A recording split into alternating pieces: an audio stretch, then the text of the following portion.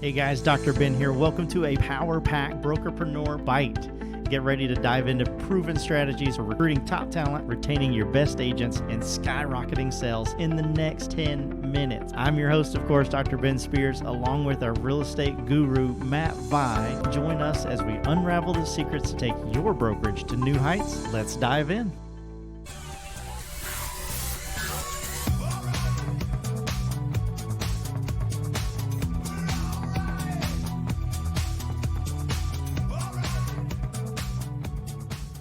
I think it's difficult to separate. Maybe number 6, opening new offices would be the only thing that you could really separate. But you're opening a new office like you're trying to recruit. Even when you're acquiring, that's recruiting. Right. And my question would be 2 things. Number 1, what do you think the order is? If we had a Matt order, I'd be interested to know. Okay, let's count down from 6 to 1. What Matt thinks it is. I don't want to put you on the spot there, but. I can do it. But since recruiting gets its own category, where does retention fall into any of this? Right, retention doesn't get its own category, but training, they could be like, training is our retention. Technology is our retention. But those 2 things also would be recruiting. Right? Hey, and so is it? Do we look at this list and say, what? They probably had a list of 20 things to pick from in the poll, but retention probably wasn't even on the list.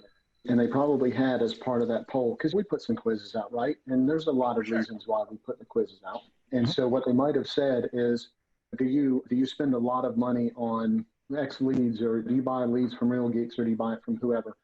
And that might not have fallen under technology, but it might have fallen under rate yourself, and it might have fallen under online marketing and lead generation. It might have fallen under both of those. I get that the vocabulary is different, and it's hard to standardize vocabulary across the whole industry. Absolutely. Completely agree with that. However, I'm in a position that I don't have to like the answer. Exactly. And I don't have to agree with the answer. So here's how I would run this. Here's how I would run this down. Opening new offices. So let me qualify what I'm talking about. I'm talking about the next 12 months. Yes. Okay. Yes. So we're middle of 2020 at this point, right? So I'm talking about the next 12 months. Opening new offices, acquiring an office would be a separate line item. I would not open a new. It would be a very hard-pressed situation for me to open a new office right now. Yeah. Now, I would hire people. Probably wouldn't even be in your top 6. That's just. It would not. It wouldn't. So I would throw that out, and I would just say I have a top 5. Okay. But let me say this, and so if I was recruiting, and there were people that wanted to be in a certain area, and they were saying, "Hey, look," and I've done this before, so let me give you a very real life example. So I had agents in my office that basically said, "Hey, listen, here's what," and so if you're a recruiting manager, and you've completely disagreed with everything I've said up until this point, please disregard all of that and pay close attention to what I'm about to say, okay? Because this worked exactly like I'm about to tell you, and it will save your ass given the opportunity, okay? So I had 2 really productive agents in my office.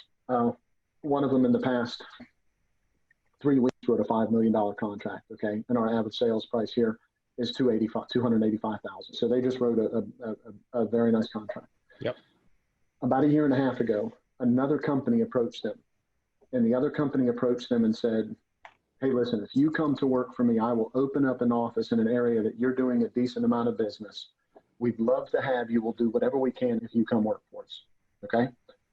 So they came to me and they said, "Hey, Matt, we're really seriously thinking about this. This would be something that makes a whole lot of sense to us, and stroke their ego a little bit, but it also put them in the middle of where they wanted to be and all that." So because this wasn't the first time I've dealt with something like this, I said, "I think that's a great idea. How about if we do this? How about if I do the same exact the space that we're talking about? I'm going to ask you, though, to hold off for 12 months. And here's what I want you to do during those 12 months. Number 1 is, I think we can both agree that once you get in there, if they've opened that space for you, I think we're both going to agree, because they don't have an office there, they're going to ask you to try to fill that with other agents. And they said, yeah, they said that we would have to help recruit a little bit. I said, okay. I said, let's talk a little bit about it. Let's talk a little bit about that in just a second. I said, that's number one. Number two is I'm assuming that you don't want me to change your commission split, right? You're at a very advantageous commission split. So in order for me to just keep the doors open, there's going to have to be a certain amount of production that happens during that time period. And I told them, I said, listen, I'm just being completely honest with you. I'm not dangling the carrot in front of you and telling you that it's all going to be great, come walk in the door, and then 6 months or a year from now, us have to sit down and have a real conversation after you've changed all your signs and basically say, we can't keep these doors open because it doesn't make financial sense for us. We talked a little bit about the numbers. I said, I don't want your split to change. I want you to continue making the money that you want. I want you to put it in your pocket. That means that if we hire other people that are as productive as you, here's how many we would have to have in order to just get by from an income standpoint. I won't open the doors without having a staff person. I won't open the doors without having a copier and technology and all the other things that we need to have. And I'm very familiar with those numbers. And so it's about $22,000 to $24,000 a month in the area that you're talking about in order to have those things. Okay. And I said, at how much company dollar you contribute, we need this many people. It was a lot. It was a lot of people to hit that number every month. Sure. And then I said, but it might not have to be people as productive as you. I said, because the truth is, when you go knock on the door of other people that know you have a lot of market share in that market, and you ask them to come work for you, do you think that those really productive people are going to come want to work for you? Nope. They don't want to sit side by side. What do they think is going to happen to the production? It's going to get absorbed by you. So now we're talking about a middle or a lower level agent that's coming in there. Are you going to be okay with one of them getting your walk-in leads? No. Right. So I said, who are we going to recruit here? We're going to have to be really specific about how we recruit. And so how long are we going to go financially of taking a loss before this makes sense for you to be in the middle of the market you're already dominating? I said, so let's do this. I said, Scout's honor. If we can get this many people over this much time with this much of an average company retained dollar, absolutely, I'll open doors in that market for you. I will open them up and you won't have to change brands at all. What do you think our answer was? Hell no. Yeah, that sounds like a lot of work. You know why? They didn't want to be distracted by all of that while they were already winning in a market. Yeah. So my bottom line point was, I said, and I love you guys to death. You guys are a very good fit for us culturally. You do business the same exact way we do, but I want you to make a business decision. What do you want to spend your time on over the next 12 months, over the next 24 months, over the next however long? And they said, we're killing it right now. We can't imagine taking that on. And I said, okay, so somebody's going to have to take it on. I said, at least with me, you know that I would step up and handle those things. Somebody else that's promising to just open doors for you, that sounds like somebody's pulling a pin on a grenade and handing it to you, in my opinion.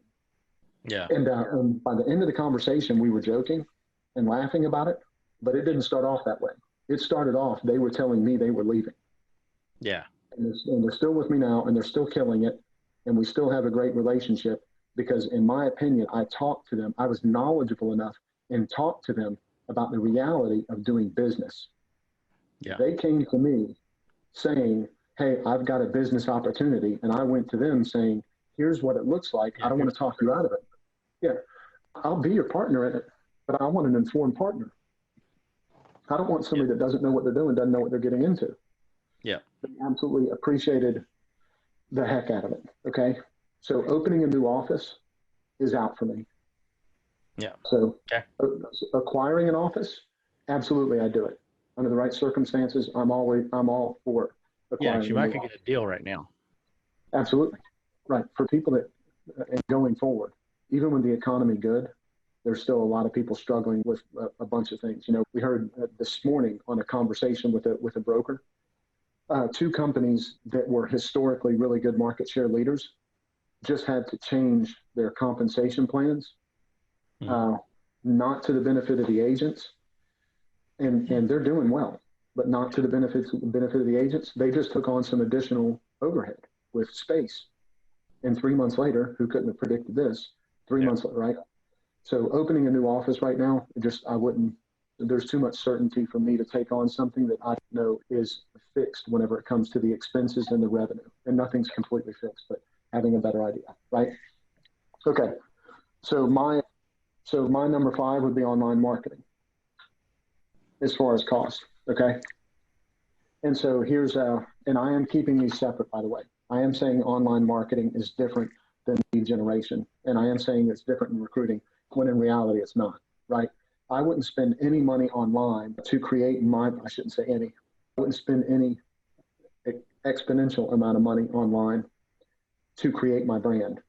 I would rather train people to make sure they're putting the content out there, have a little bit of really good content, and have a little bit of really good training, and have a little bit of really good culture, and a little bit of really good whatever.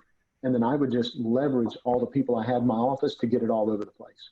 Yeah, we've talked about that before. Really, marketing your brand is not a first impression. It's more of a second, third, fourth impression. Like you've met that person. Oh, now let me tell you a little bit more about my brand. Instead of telling you about me. Because remember, what people want first and what they want to receive first is value. What they want to experience first is culture. Yep. Okay.